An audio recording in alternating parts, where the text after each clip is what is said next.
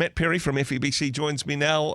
Matt, this sounds interesting, at least.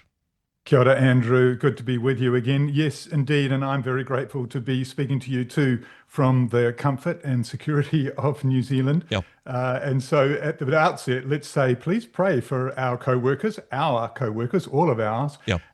in Sudan and in many other parts of the world that we've talked about over the last few months, including, of course, Ukraine and Yep. Yemen and Myanmar and some of these very troubled places. But yet Sudan, described by the UN and various other humanitarian agencies, Christian and otherwise, as absolutely devastated. Yeah. And these are not just big grand words. The place is suffering, and millions of people are suffering terribly. And it isn't on our mainstream media news feeds very much. And so I'm pleased to be able to bring this little bit of news and bring it before people for compassion and prayer. This is good news generally, but it does come with some fishhooks and certainly some points for prayer. Just a brief geography lesson, first of all. We're talking Sudan, of course. South Sudan is the world's newest country. This is the new part of Sudan. The northern part remains under the name Sudan, although the radio station that you're proposing to build is in the southern part of the nation of Sudan. Is that correct? That's correct. So to be very, very clear, it is in the southern part of the northern nation, that is Sudan, in the Nuba Mountains. So the station is being built. It isn't quite finished. So to be clear, it's not yet broadcasting. We have lots of experience in Africa and in other troubled places, and including amongst predominantly Muslim audiences and listenership, excuse me. But yes, this is underway. It won't be far away until it's finished. And it's in the Nuba Mountains. So it's in that zone in the southern part, which is very attractive. It's greener, but very, very little infrastructure, very little roads, very little water supply, very weak internet. But radio can be in the hills with a big, strong FM signal and reach far and wide across, especially across kind of desert territory to the north, to places like Khartoum and so on. So, I mean, ideally placed in some ways, but I mean, this isn't just a Muslim nation. As you say, experience in Muslim nations in Africa, but this is quite a volatile space as well. Overcoming problems of infrastructure, roading and internet and power and water and all those sorts of things, again, which we take for granted here in New Zealand. But it's kind of like it's a generation or two back, because people don't have these things, but everybody has a radio in the southern part of Sudan, right? Absolutely. Yes, indeed. And if they don't, we can give them one. So one of the early projects that goes along with getting on air is distributing solar-powered wind-up radios, very much like these. In fact, we do distribute these ones across Africa. Yep. They have a torch on them, but they have a short wave as well as FM and AM. These are great, and they'll go forever because, of course, they're solar-powered. So, yeah, we'll be distributing those. And it's easy access. It's cheap. It doesn't require a subscription. Yep. It doesn't require the internet, which only about 60% of the Earth's population have access to, even though we think of it as being everywhere. Yep. And in a place like Sudan and other parts of Africa, radio is hugely effective. Lots of people have mobile phones, sure, but not using up all their battery power listening to audio.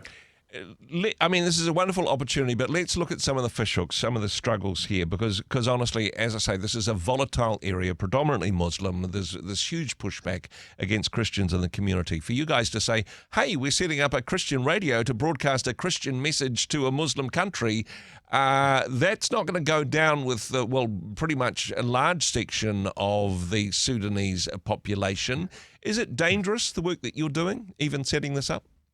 Yes, I mean, the short answer is yes, very much so. Dangerous there and in a number of places. But this is where the wisdom, the insight and the grace of God in places like this really kicks in. I mean, these are local people. These are not a bunch of Kiwis or Aussies or Americans bowling in there and saying, let's do it our way. Excuse me. These are local people, local African people, Sudanese and South Sudanese. They know the culture. We don't go in and say, "Hey, everybody, this is a Christian radio station." Like in parts I've talked to you before about Indonesia and some of the most Sharia law states in Indonesia, we go in there and say it's a radio station, and we're talking about life, and Jesus is really good with life, and the Bible is full of life, and Christianity is life. Jesus is life. So we're talking about spiritual truths. We're talking about family. So we're not going in as an outreach station, even though everything we do is outreach. Everything we do is designed to inspire people to look closer and follow Jesus. Yeah. But the cool thing is, on the flip side of that, we're going in as a radio station to be liked and listened to on its own merits. Yeah.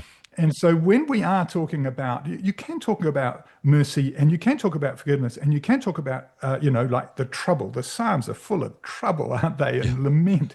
You can talk about these things, and you can be Christian. And in a way, it's kind of like you're letting people listen in on a conversation that's clearly quite different. And what I was going to say about the flip side is you're talking about topics that Muslim people and other religious people are very familiar with. You're talking about God, Allah. Very happy to talk about, because we're not talking about Allah, the God of Islam. Christians, and of course that's an Arabic term, and in Sudan they speak Sudanese Arabic, so it's a dialect of the main Arabic language. And Allah is the word meaning the God that has been used by the Christians, Arab-speaking Christian church, for hundreds of years before Islam and Muhammad wrote. Sometimes, though, for some people that would be a little bit problematic. That would be, the God that we serve is different than Allah, and I'm sure that you would agree theologically. Is that a little bit of is that a little bit of a struggle to balance that right? That yes, you're not wanting to cause offence, you're not wanting to get your radio station bombed, but at the same time, are you compromising by using words that Muslims are familiar with? Interestingly enough, it's only New Zealanders and people outside the Arab world and outside of Central Africa that generally say that, basically. In fact, it would be more of a hindrance if you didn't call him, if you went on and on all the time about Jesus, then yes, of course we refer to Jesus. But if you don't refer to him as Allah, who are you talking about? And so the issue is, it's a little bit like when I say to you something about God, you don't know if I've used a capital G or a lowercase g. And so it is all about the description of the person and the character and the impact of this God, this Allah. And that what we found in the Arab world and in Muslim parts of Asia is that very quickly people know that you're not talking about the God of Islam. Because if you talk about forgiveness and mercy and compassion and love, with any Christian reference and leaning, you're talking about Jesus, the Lord and God and King of And that is the balance, I suppose, because you want to be clear in your message. You wanting to communicate this message of hope and truth, and the people of Sudan certainly need to hear this message. But also, of course, you don't want to get your staff to be in trouble. You don't want to get your radio station bombed. Here in New Zealand, Matt, what can we pray for this work in particular? Yeah, please. Thank you very much. Please pray for the completion of it. This is a foundational season in its life, the building of the building and the tower and the mast, the recruiting of a few more people. We have some key people there, but we need a broader staff. And please pray for the entry of the station into the community. It's like a lot of things. The first impressions will make a big difference. I pray for great wisdom from everything, from the naming and the branding and what we say about ourselves, for relationship with authorities, local and civil and government authorities. And of course, relationship with, there are lots of authorities in that place. That's the trouble. It's fractured and split.